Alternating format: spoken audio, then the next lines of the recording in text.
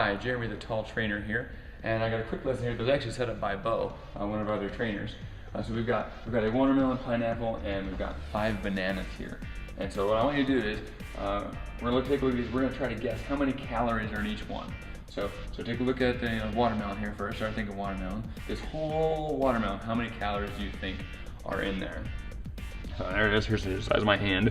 Here's a watermelon, it's pretty big. It's pretty large there. So that watermelon. So you got a number in your head. And let's see. Now this number is also the same amount of calories as in these Reese's peanut butter cups here. So we've got that. And the number is 1,148. So 1,148 calories are in there. So that's how much is here. That's also how much is represented here. That's interesting. That's a lot of mass right there. Okay, so the lesson we'll have at the end here, let's just go right to pineapple here. So pineapple, how many calories do you think are in there? Now keep in mind, as you're thinking about that number, it's also the same amount of calories as in 6 Oreos. So you got 6 Oreos there. And then that is 444 calories. So 444 calories here, there's also 444 calories there. And now we'll go move on to the bananas. So we got bananas, we got 5 bananas here. Now this is also the same number of calories as in these M&Ms here. So pretty small, you see how I don't take up much in my hand at all. That many M&Ms. So get yourself a number there, and that number is 460. So oftentimes we find that our estimations can be fairly far off. So for the watermelon, you may not have thought it had that many calories in it because you figured it was just water because it's called watermelon. For the pineapple, you may have thought maybe it was still even less there. Or for bananas, sometimes people with bananas, people get a little bit closer to accurate with some of that, but they might have guessed that much for this amount of M&Ms there. And so one of the things we can get from this is if you find yourself always guessing low whenever you see a test like this, somebody asks you to guess and you always guess underneath that, is you're probably thinking that you're eating less than you actually are.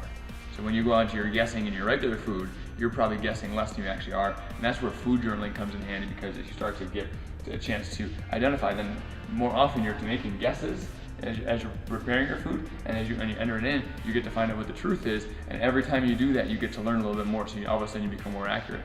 Now, the other lesson here is, how easy is it to eat 6 Oreos? I know I could eat them in a moment.